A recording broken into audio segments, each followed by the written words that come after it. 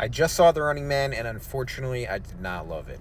I was pretty excited for this movie. I was a big fan of the original. I think this movie had a lot of potential going in, but it just did not land for me, really, at all. There were a few good action set pieces, but really, I think this movie kind of was a miss on multiple fronts. It just was not a tight script. I didn't really connect to the story. I didn't really connect to the characters. And I just think there were kind of some bad choices made across the board.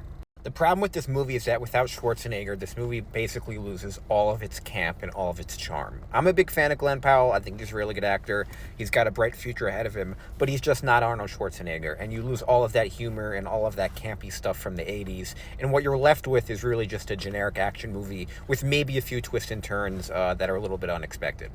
This movie had a good cast, but I couldn't help but notice or get the feeling that Josh Brolin and Coleman Domingo were on set for this movie for maybe 2 or 3 days. It seems like they were totally disconnected from all the other actors in this movie, and they shot everything behind a green screen or maybe in front of this one audience set piece in front of the crowd. But the scenes that they were in didn't really land for me, and they felt very wonky and not really connected, like physically, to the rest of the story.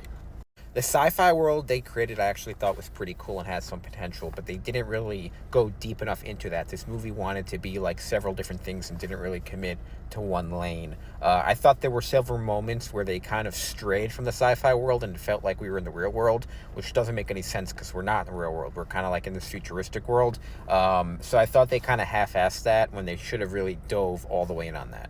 This movie was, however, though, pretty funny. I think there were a lot of jokes that made me laugh. There were a lot of concepts that made me laugh that I actually wish were kind of longer. There was one character in particular who I kind of wish survived longer into the movie because I thought he was really funny. So I think that was a big positive of the movie. There was a lot of humor in here.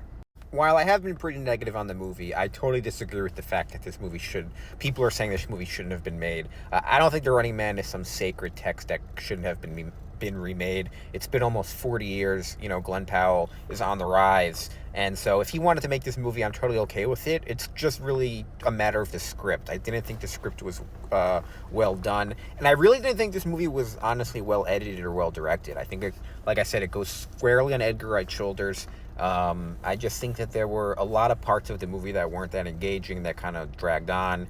And I didn't really love the ending.